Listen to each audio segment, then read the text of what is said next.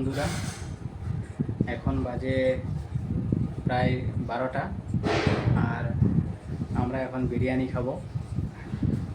তো আমরা আনিছিলাম অনেক আগেই, 9টা-10টার দিকে আনা হয়েছিল, তো খাওয়া হয়নি।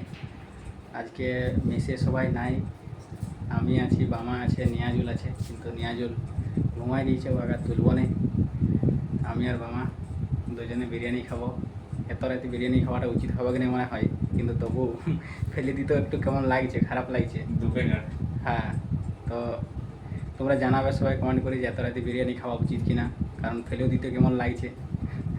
ঠিক আছে, তো দেখো বামা থালা নিয়ে এসেছে, বিরিয়ানি এখানে আছে।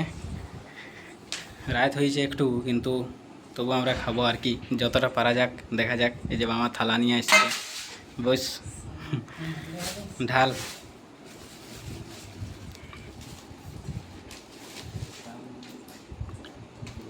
ঠিক আছে, তো ভালো আছে।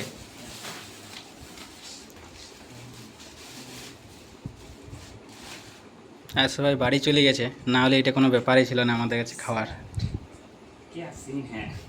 ভালো আছে ভাই, ঢাল। দুটো থালা দুজনে আছে, যদিও আমরা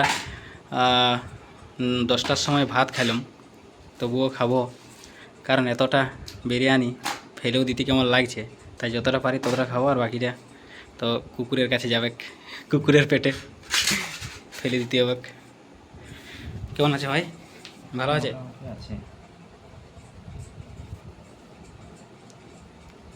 মাংস কীরকম দিয়েছে? তো এই দেখো, বিরিয়ানিটা ভালোই আছে, খারাপ হয়নি। আমরা আনিয়েছিলাম ওই 9:30-10টার দিকে আর কি, কিন্তু খাওয়াই হয়নি।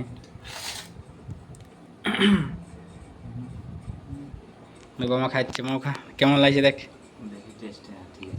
ঠিক আছে, রাত হয়ে গেছে তো অনেকটা। ঠিক আছে লাই, ঠিক আছে, বাবা যখন বলে দিয়েছে তাহলে ঠিক আছে। এই যে দুজনে বসে আছি, পিন্টু নাই, আর আমাদের মধ্যে আকাশও নাই আজকে।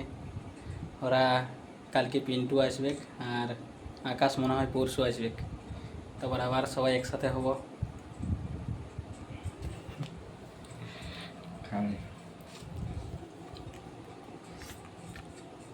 না ঠিক আছে, খারাপ হয়নি।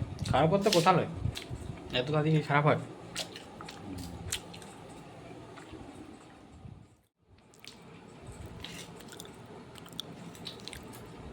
ইয়া